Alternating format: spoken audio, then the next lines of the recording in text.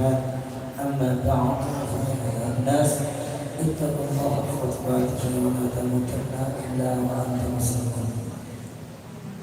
أيها الحاضرون jamaah syukurullah yang senantiasa mendapatkan perlindungan kasih sayang dari Allah Subhanahu wa taala. Tema kita di hari ini ada 3: menjaga hak Allah, menjaga diri, dan menjaga masyarakat. Jaga haknya Allah, jaga diri kita, jaga masyarakat yang ada di sekitar kita. Ini hak yang perlu kita tunaikan agar kita senantiasa mendapatkan kasih sayang Allah. 3 ini kalau tidak dipakai dalam kehidupan kita, tidak sempurna kita punya. Kalau ada orang menjaga haknya Allah dan dia tidak menjaga dirinya, kita tidak sempurna. Kalau ada yang menjaga haknya Allah dan dia menjaga dirinya dan dia tidak saling sayang menyayangi antara satu dengan yang lain, itu juga tidak sempurna kehidupan. Kita akan mengkaji satu hadis di mana di dalam hadis ini diriwayatkan oleh riwayat Al-Bukhari di mana Nabi Muhammad sallallahu alaihi wasallam bersabda di dalam kitab ini daripada Abu Hurairah radhiyallahu anhu pernah berkata di mana Nabi Muhammad sallallahu alaihi wasallam bersabda, barang siapa yang tidak mengerjakan perintah Allah, barang siapa yang tidak mengerjakan perintah Allah, tidak menjaga dirinya dan juga tidak berkasih sayang antara satu dengan yang lain, maka akan diberikan kerugian yang mendalam di dunia nanti. Akhirnya nanti dia ditanya, ya Allah, saya ingin rajin sholat, ya Rabb. Saya rajin sholat, saya rajin zikir ya Rabb. Saya rajin bersalawat ya Allah, saya rajin beristighfar ya Allah, saya rajin bersedekah ya Allah. Semua perintah-perintah aku laksanakan di dunia. Tetapi kenapa Engkau masukkan aku di dalam api neraka? Lalu Allah mengatakan, betul apa yang kau katakan. Tetapi ada 2 hal yang kau tidak kerjakan. Kau tidak menjaga dirimu. Kata Allah. Bagaimana maksudnya ya Rabb? Engkau senantiasa tidak menjaga dirimu. Kau tidak kasihi dirimu, melainkan engkau membiarkan dirimu begitu saja. Nah, di dalam kitab ini dilanjutkan lagi di mana Nabi Muhammad SAW, wahai Rasulullah, mohon pegang tanganku. Ini ada satu sahabat, dia sudah melihat kejadian sebelum dia meninggal. Lalu dia berkata, wah ya Rasulullah, pegang tanganku. Jangan engkau lepaskan tanganku, genggamlah tanganku ya Rabb, ya Rasulullah, dengan 5 perkara. Jadi ini sahabat tadi mengambil tangannya Rasulullah, menggenggam dia Rasulullah dengan 5 perkara. Di dalam 5 perkara itu, janganlah jauhkan larangan-larangan Allah. Satu perkara yang pertama, hindari yang Allah larang.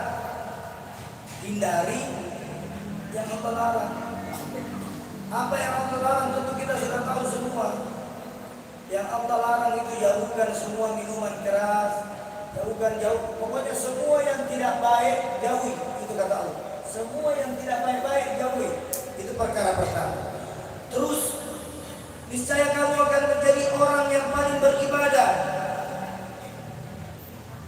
Kalau engkau diberi, maka berilah. Saling memberi. Perkara kedua, saling memberi. Perkara yang pertama, jangan kau tinggalkan perintahku. Perkara kedua, saling memberi. Kalau ada orang doakan itu. Yang baik-baik, yang tidak baik jangan. Jauhi semua yang tidak baik. Lalu yang ketiga dikatakan juga di sini di dalam kitab, Allah dengan rela niscaya engkau akan menjadi orang yang paling kaya. Siapa yang senantiasa memberi dalam arti di sini besar-besar baru kita dihitung dalam memberi. Kalau kita tidak mampu memberi uang, berikan dia doa. Ya Allah, selamatkan dia, tenteramkan hidup, mudahkan urusan, tenangkan hati, limpahkan rezeki, selamatkan dia, sehatkan dia, jauhkan dia dari bala. Ini doa, sedekah. Jadi kalau ada orang yang tidak mampu memberi uang, maka berilah dia dengan doa. Kalau dia juga tidak tahu berdoa, maka berilah tenagamu. Kalau kau juga tidak kuat untuk memberi tenagamu, berilah senyuman. Kalau kau juga tidak kuat dengan memberi senyumanmu, lebih bagus kau diam daripada banyak bicara tapi tidak ada hasilnya. Itu kata Nabi. Lalu di mana Rasulullah SAW mengajar kepada kita untuk mengambil pesanan bagi yang didapatkan di dalam hati. Rasulullah menghimbau, ambil pesanan ini, ambil pesanannya. Apa pesanannya? Ambil semua pesanan Allah. Allah memerintahkan kita untuk mengerjakan sholat. Jangan sampai perintah sholat ini kita main-main. Ini pesanan Allah. Ini dikasih perintah, pesanan. Kerjakan ini, kerjakan ini, kerjakan ini, kerjakan ini. Insya Allah kita bahagia dunia dan akhirat. Jauhi larangan dan minum arak, mencuri, meninggalkan perintah yang wajib, sholat ditinggalkan, agar kita semua menjadi orang yang paling mulia di sini. Tinggalkan semua itu. Siapa yang mau mulia, siapa yang mau dimuliakan, maka kerjakan perintah. Allah tidak suruh naik gunung turun gunung. Allah tidak suruh diangkat besi 10 kilo, 20 kilo. Banyak orang besar-besar badannya, besar ototnya, giliran disuruh sholat susah. Besar otot, angkat besi sampai 50 kilo, 100 kilo, giliran disuruh angkat tangannya saja untuk bertakbir susah. Allahu Akbar. Tapi kalau angkat apa namanya? Barber, biar 10 kilo, 20 kilo mampu. Banyak orang susah dilangkahkan kakinya menuju masjid, tapi kalau naik gunung turun gunung kuat. Inilah perlu kita pelajari. Padahal sebenarnya untuk mencapai kebahagiaan itu memang banyak ujian. Untuk mencapai kebahagiaan itu, kenikmatan, memang banyak ujian. Siapa yang mau sukses maka berusaha. Siapa yang mau sukses berusaha. Usaha untuk mendapatkan ridho dan kasih sayang dari Allah SWT. Yang terakhir, merasa rela dan puas. Dia rela dan puas, lalu dengan apa yang dikaruniakan oleh Allah tidak merasa keluh kesah, tidak banyak dia keluh kesah. Dia sembahyang, dia senang, rela dia sembahyang.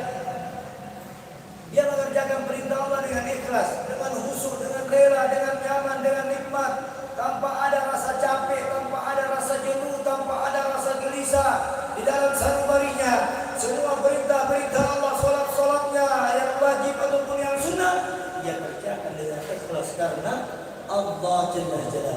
Dia tidak kutu, dia tidak malas, dia tidak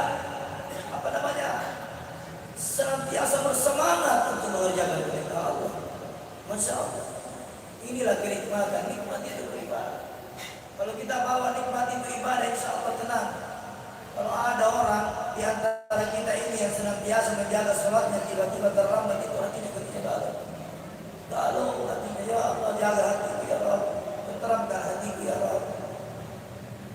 Lagi Masya Allah kalau kita jaga perintah Allah. Terus di kesimpulan dari ayat dari sabda Nabi Muhammad SAW, jangan engkau kalau rajin mau sembahyang, rajin mau sholat wajib, rajin mau sholat sunnah, rajin mau juga sholat qiyamul lail, sholat duha, sholat asar, sholat tobat juga itu harus dilakukan. Jangan nanti giliran kita berdosa baru sholat tobat. Sholat tobat itu 2 rakaat, kerjakan. Apa di dalam hadis ini? Minimal 7 hari bagi 3. 7 hari bagi 3. Berapa? 7 bagi 3 berapa? Kurang lebih 3. 3 kali maksud. 3 kali bertobat 3 rakaat. Apa rakaat? Ya. 3 kali kita sholat tobat. Nah kira-kira untuk akhir zaman seperti ini, untuk akhir zaman ini jangan kita selalu merasa puas dengan apa yang kita bikin. Di akhir zaman ini jangan merasa puas apa yang kalian bikin. Karena siapa yang merasa puas dengan apa yang dia lakukan, apa yang dia bikin dan dia buat, maka disitulah setan menyusupi diri dan sanubari diri. Baik saya bagus sembahyang, tidak usah mau nasihati, tidak bagus sembahyang. Cari orang yang tidak sembahyang nasihati. Tidak usah mau ajak kat sikir, bagus pisikirku. Tidak usah mau ajak kat sedekah saya, itu lebih banyak sedekah daripada kau. Jangan mau ajak kat sikir, saya ini setiap hari kat sikir. Nah ini merasa pun. Nah ini yang begini kalau ada di dalam hati kita hilangkan. Hilangkan itu yang merasa puas. Saya bagus di sembahyangku, saya bagus di zikirku, saya bagus di sedekahku, bagus di semua. Kata bagus di sini itu adalah salah satu syirik. Syirik ada di dalam hati kita merasa puas. Saya ini hebat, saya ini hebat, saya ini tidak usah mau tapi mau cari orang lain kalau mau nasihati saya. Kalau kita dinasihati berarti orang masih sayang sama kita. Jangan. Kalau ada orang kasih nasihat ini masih baik. Saya hebat, saya ini begini, masya Allah. Nah kalau itu ada maka istighfar, perbanyak istighfar. Astaghfirullahaladzim la ilaha illallah wa la ilaha wa atubu ilaih. Perbanyak istighfar. Kita ini semakin tinggi pohon maka semakin kencang angin. Semakin tinggi iman ibadah semakin banyak godaan. Semakin banyak godaan. Semakin tinggi kita diterpa dengan hujan angin yang kencang. Kalau pohon yang kurang bagus ditanam, itu pohon akan tumbang. Tapi kalau tanaman yang menanam pohon tadi itu kuat, insya Allah walaupun dia ditempa dengan angin kencang, kalau Allah belum mengatakan kun, fayakun, maka pohon yang tadi ditanam itu tidak akan tumbuh. Tapi pohon yang ditanam itu sebagaimanapun kuat, tak percaya. Kita lihat dulu kisahnya Titanic. Kapal yang paling besar, dia menyombongkan diri. Ombak bagaimanapun besarnya tidak akan bisa menghancurkan kapalku. Yang buat Titanic, dia mengatakan seperti itu waktu launching. Semua naik. Apa yang kau cari di atas kapalku ini semua ada. Dia kalah isinya surga. Ada semua. Pikirnya apa? Dia hanya menabrak batu karang. Batu karang dia tabrak. Nah bocor kapalnya. Tenggelam. Meninggal. Kita lihat kisahnya Tampu Mas. Bagaimana? Yang pernah membaca kisah itu. Jadi tidak ada orang hebat. Yang hebat itu kalau kita bilang tinggi masih ada tinggi. Kalau kita bilang ada langit masih ada langit. Di atas langit masih ada langit. Di langit masih ada langit sampai 7 lapis. Nanti setelah lewat itu langit ada planet-planet. Di atas planet-planet masih banyak lagi hal-hal. Belum itu. Orang baru pergi jalan-jalan pula. Hanya berapa orang yang bisa sampai di bulan pakai alat. Tapi kira-kira ada yang orang sampai di neraka pakai alat? Tidak ada. Sampai di surga, ada orang bisa pergi jalan-jalan di surga.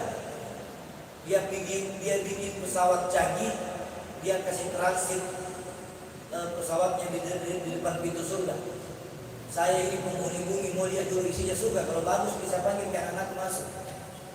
Kira-kira begitu. Tidak bisa.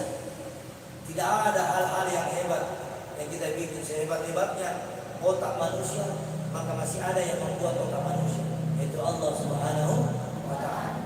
Tidak ada yang bersih di dunia ini. Saya dan Anda semua karena kita tidak tahu ini hati kita semua apa isinya. Kita tidak tahu. Iya, tidak ada yang tahu isi hati saya bagaimana. Tidak ada yang tahu isi hati itu bagaimana. Tidak ada yang tahu. Yang ditahu itu hanya perilaku dan tingkah. Tingkahnya, cara jalannya, cara berbicaranya, itu yang dilihat. Tapi yang mengontrol semua itu ada di dalam itu Allah, rahasia Allah. Maka jaga hati. Kalau kita mau selamat di mana-mana, kalau saya beri nasihat atau ceramah, saya itu tidak mau kasih panjang-panjang, simple bisa. Mau selamat, kerjakan perintah Allah, jaga dirimu dan sayangi saudara-saudaramu semuslim. Bahkan dalam hadis riwayat Nabi Muhammad SAW, Nabi di mana pernah ditanya, ya Rasulullah, apa saya bisa mencintai orang yang tidak beragama Islam? Rasulullah, ya, kau cintai dia, kau sayangi dia, jangan kau musuhi dia. Kalau dia musuhi, kau mau. Kalau dia tidak apa-apa juga, jangan kau perangi dia. Jangan memerangi orang yang tidak memerangi kita. Ini buat kau. Tapi kalau ada orang perangi kita punya jabatan, ada orang perangi kita punya usaha, ada orang perangi usaha kita balas dia. Apa jawabannya? Kalau kau ditimpa musibah, ada orang perangi dirimu, selamatkan dirimu dengan kalimat a'udzu bikalimatillahi tammati. Insyaallah jaga 3 perkara ini, jaga hati kita, maka kita akan selamat di akhirat. Mungkin itu yang saya bisa sampaikan. Mohon maaf lahir batin. Insyaallah apa yang saya sampaikan ini bermanfaat untuk saya dan untuk semua yang mendengar ini. Mohon maaf lahir batin. Wabillahi taufiq wal hidayah. Assalamualaikum warahmatullahi wabarakatuh.